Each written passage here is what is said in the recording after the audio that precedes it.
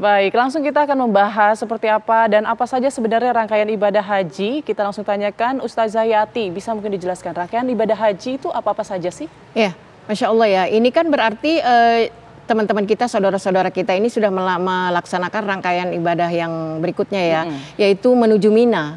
Setelah kemarin kan melaksanakan wukuf di Arafah. Nah ini artinya mereka akan setelah mereka dari Arafah kan di Muzdalifah ya, sampai pertengahan malam.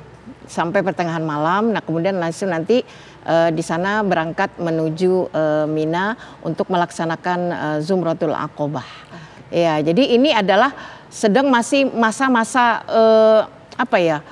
bersemangatnya nih Mbak Putri, karena ini adalah di sini rangkaian rukunnya banget ya, sampai nanti bagi jamaah yang akan mengambil nafar awal keluar dari Mina di tanggal 12. Nah, itu meninggalkan Mina pada tanggal 12. Nah, kemudian bagi jamaah yang melaksanakan nafar tsani, nah menyelesaikan hari tasyrik yaitu sampai tanggal 13. Maka kita lihat tadi di gambar itu yang penuh adalah seputar arena Zamarat. Itu luar biasa. Jadi betapa ini merupakan puncak rukun juga setelah Arafah. Setelah kita melaksanakan wukuf tadi. Nah, di sana jamaah melakukan melontar jumrah sebanyak 7 kali. Oke, baik. Kalau rukun berarti ada rukun-rukun apa saja nih? Ini wajib ya. Kalau misalnya ternyata ada salah satu rukun yang belum dilaksanakan oleh para jemaah ini, apakah bisa menggugurkan hajinya atau bagaimana? Ya, mereka membayar dam ya, membayar denda. Kalau misalnya perkara yang rukun ini kan menjadi mutlak karena itu menentukan sahnya pelaksanaan ibadah haji. Karenanya itu para jamaah dikerahkan semua tanpa terkecuali memang betul-betul misalnya pada saat melaksanakan Zamarat ada keterbatasan. Nah, di sana mereka bisa diwakilkan atau kemudian mereka melakukan kegiatan yang sifatnya pengganti, yaitu membayar denda. Baik, kalau kita melihat di layar kaca sekarang ini aktivitasnya seperti apa ini, Ustazah? Nah, ini adalah sedang melakukan ini area Zamarat ya. Ini jamaah berganti ya. Memang ada di mana waktu-waktu yang afdal, yaitu di pagi hari, di waktu duha. Nah, ini kan lempar jumrah hari pertama.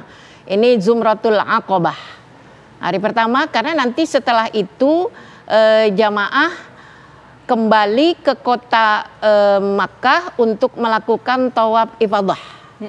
Tawaf ifadah yang akhirnya kemudian kembali lagi untuk melakukan kegiatan melontar jumrah untuk yang kedua kalinya, ula dan wusta dan jumrah Aqobah.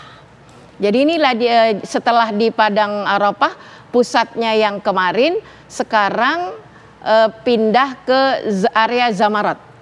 Ini berada di ini area Zumrah Aqobah yang paling utama ini, Mbak Putri.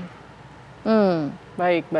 Tapi kalau tadi kan Ustazah bilang ini momen saat ini adalah momen di mana para jemaah haji ini lagi semangat-semangatnya begitu. Apa makna di balik ibadah atau rangkaian ibadah melempar jumroh ini yang bisa kita yang pahami? Pertama ini ya, kalau kita dari segi tarikh ya, bagaimana sejarah Nabi Allah Ibrahim alaihi salam ini adalah ketika beliau mau menuju area di mana Allah Subhanahu wa taala memerintahkan kepada beliau untuk menyembelih putranya.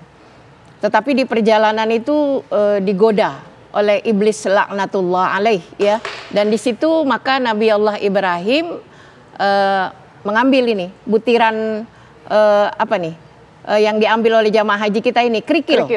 Itu dilemparkan. Allahu Akbar ya. Jadi dengan maksud adalah menyingkirkan godaan-godaan dan nafsu-nafsu sabu'iyah yang ada di dalam diri kita. Sifat-sifat kehewanan. Jadi himbauannya ya nggak perlu juga sampai menyakitkan banget gitu. Karena ini adalah sebagai simbolik. Ya, jadi ketika kita itu artinya bagi jamaah haji ini adalah simbol bahwa para jamaah haji yang telah sampai ke area Zamarat ini adalah orang-orang yang berusaha menyingkirkan segala hal yang ada dalam dirinya yang tidak akan pernah luput dari godaan-godaan setan. Nah, maka melempar zumrah ini adalah sesuatu banget ya. Boleh jadi kita mengucapkan satu tekad bahwa ketika seseorang berusaha menghadirkan Allah dalam dirinya, maka insya Allah godaan-godaan setan itu akan menyingkir. Ini simbol yang sangat besar sekali. Kemudian yang kedua, di area Zamarat ini juga bukan kita sendiri. Ya, karena banyak loh di sekian jutaan itu ya, sama seperti di Arafah. Nah, di sini kesalehan sosial juga kita perlu lihat bahwa ada banyak dari saudara-saudara kita juga yang menghadapi persoalan yang sama, bertarung dalam diri untuk bagaimana mengendalikan diri agar tidak terbawa kepada arus godaan setan. Nah, karena itu tetap kita bersikap bijak, tetap bersikap arif. Nah, karena kita juga melihat banyak saudara-saudara kita yang memiliki tujuan yang sama dengan kita, ingin menyingkirkan sesuatu yang merugikan dalam dirinya, yaitu godaan setan. Maka berjamaah ini tetap juga berlaku di sini kecerdasan sosial, kepedulian terhadap lingkungan, untuk bagaimana bijaksana pada orang di sekitar kita. Kemudian jangan menghakimi juga ketika kita setelah melempar bahwa kitalah orang yang paling suci, kitalah orang yang sudah menyelesaikan godaan itu. Ternyata nanti setelah pulang haji pun itu nggak luput. Bukan hanya selesai ketika kita melempar zumrah walaupun 1 sampai 2 kali nanti. Ternyata begitu pulang ke tanah air juga tetap berjuang. Ya, karena apa? Karena kata Allah bahwa ini adalah musuh yang nyata. Ya, inna syaitana lakum aduwwum mubin. Dalam setiap sepak terjang hidup selalu ada. Hanya simbol-simbol ini terukir ketika kita sebagai pelaku di sini, pelaksana rukun Islam yang kelima, mencoba menyingkirkannya dalam bentuk melemparkan kerikil itu ke area Zamarat. Oke. Selain itu juga para jemaah haji, tamattu dan qirannya juga diwajibkan menyembelih hewan kurban setelah ini. Betul. Setelah itu, setelah menyelesaikan maka jamaah haji memotong hewan kurban. Ya, dan di situ adalah kita mengikuti kepada aturan dari Rasul Shallallahu Alaihi Wasallam. Mereka bisa menyaksikan, bisa juga tidak. Tetapi sebelumnya dari pengalaman-pengalaman kita kan sudah dipersiapkan bahwa kita akan berkurban setelah kita menyelesaikan Zumratul Aqabah. Nah, kemudian kita menuju kota Mekah untuk melaksanakan sholat ifadah. Rangkaiannya seperti itu. Kalau rangkaian melempar jumroh ini berapa hari sebenarnya, Ustazah? Kita kan ada bisa sampai yang 49 ya.